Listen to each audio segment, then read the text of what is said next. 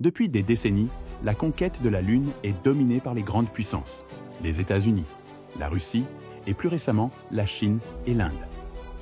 Pour beaucoup, seuls ces pays ont les moyens techniques, financiers et scientifiques de viser notre satellite naturel. Mais aujourd'hui, un autre acteur pourrait bien changer la donne, l'Algérie. Et si je vous disais que l'Algérie possède déjà les moyens, les alliances stratégiques et surtout l'ambition nécessaire pour devenir la première nation africaine et arabe à planter son drapeau sur la Lune? Et si, derrière les discours officiels, un projet secret était déjà en préparation? L'Algérie a toujours affiché une volonté forte de s'imposer comme une puissance régionale. Sur le plan militaire, diplomatique et énergétique, le pays a prouvé sa capacité à peser sur les équilibres internationaux. Mais ce que beaucoup ignorent, c'est que cette ambition s'étend aussi à l'espace. Depuis les années 2000, l'Algérie a lancé plusieurs satellites comme Al-Sat 1, Al-Sat 2 et Al-Comsat 1, grâce à des coopérations stratégiques avec la Chine et la Russie. Ces programmes n'étaient pas de simples gadgets technologiques. Ils ont permis au pays d'acquérir une véritable expertise en observation de la Terre, en télécommunications et en gestion spatiale. Officiellement, l'Algérie se limite à développer ses capacités satellitaires. Mais selon plusieurs sources et rumeurs, une étape bien plus ambitieuse serait en préparation. Un projet spatial qui viserait non pas seulement l'orbite terrestre, mais directement la Lune. La Lune n'est pas un simple symbole. Elle est aujourd'hui au cœur d'une nouvelle course mondiale. Les États-Unis avec leur programme Artemis, la Chine avec son ambition de construire une base lunaire et l'Inde qui a déjà réussi un alunissage en 2023, tous veulent s'imposer sur ce territoire stratégique. Pourquoi? Parce que la Lune pourrait bien être la clé de l'avenir. Elle contient des ressources rares, comme l'hélium-3, qui pourrait devenir un carburant énergétique révolutionnaire. Elle pourrait aussi servir de base de lancement vers Mars ou d'autres planètes. En clair, contrôler la Lune, c'est contrôler une partie de l'avenir spatial de l'humanité.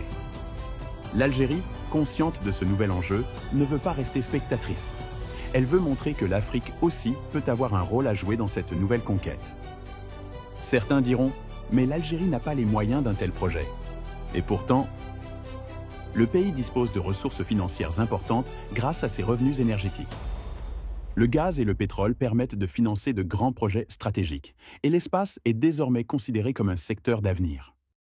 L'Algérie a déjà acquis une expertise en lançant ses satellites en coopération avec la Chine. Al-Comsat 1, par exemple, a été construit avec l'aide de Pékin et placé en orbite par une fusée chinoise. Cette collaboration pourrait aller beaucoup plus loin. La Chine, qui développe déjà ses propres missions lunaires, pourrait parfaitement coopérer discrètement avec l'Algérie pour l'intégrer dans son programme. Le pays dispose également de vastes zones désertiques, idéales pour accueillir des bases de lancement à grande échelle.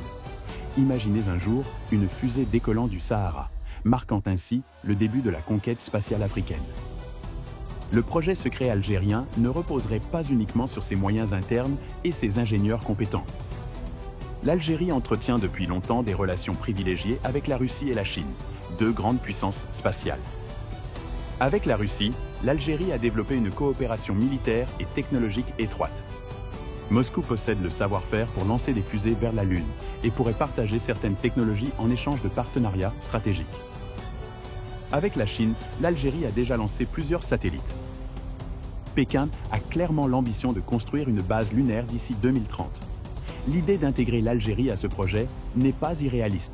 Cela permettrait à la Chine de renforcer son influence en Afrique et à l'Algérie d'accéder à l'élite spatiale mondiale. Ces alliances sont la clé. Elles pourraient transformer ce qui semble impossible en réalité. Officiellement, aucune mission lunaire algérienne n'a été annoncée, mais de nombreux indices laissent penser qu'un projet pourrait déjà être en cours de préparation. Des budgets discrets ont été alloués à la recherche spatiale. Des accords technologiques ont été signés avec Pékin et Moscou, sans détails publics. Des formations d'ingénieurs algériens sont déjà assurées à l'étranger dans des centres spatiaux. Et certains évoquent même la création d'un centre spatial algérien renforcé, capable à terme de préparer des missions plus ambitieuses. Il est donc possible que l'Algérie prépare, en silence, une mission lunaire symbolique, peut-être avec des partenaires, mais dont l'annonce officielle ne viendra qu'au dernier moment, pour surprendre le monde. Imaginez la scène, un drapeau algérien planté sur la Lune. Ce serait une première historique pour l'Afrique, pour le monde arabe, et un symbole immense de puissance et d'indépendance. L'Algérie passerait du statut de puissance régionale à celui d'acteur global dans la conquête spatiale. Ce serait aussi un message politique fort, montrer que l'Afrique n'est pas condamnée à rester spectatrice des grandes innovations du monde, mais qu'elle peut être à l'avant-garde. Un tel projet renforcerait la fierté nationale, stimulerait la recherche scientifique et placerait l'Algérie dans les livres d'histoire, aux côtés des États-Unis, de la Russie, de la Chine et de l'Europe. Alors, la Lune, prochaine destination de l'Algérie? Officiellement, rien n'est annoncé. Mais quand on regarde les moyens, les alliances et l'ambition, l'idée n'a rien de fou. Au contraire, elle paraît de plus en plus crédible. L'Algérie a les ressources, l'expérience satellitaire, le soutien de ses partenaires stratégiques et surtout, la volonté de surprendre.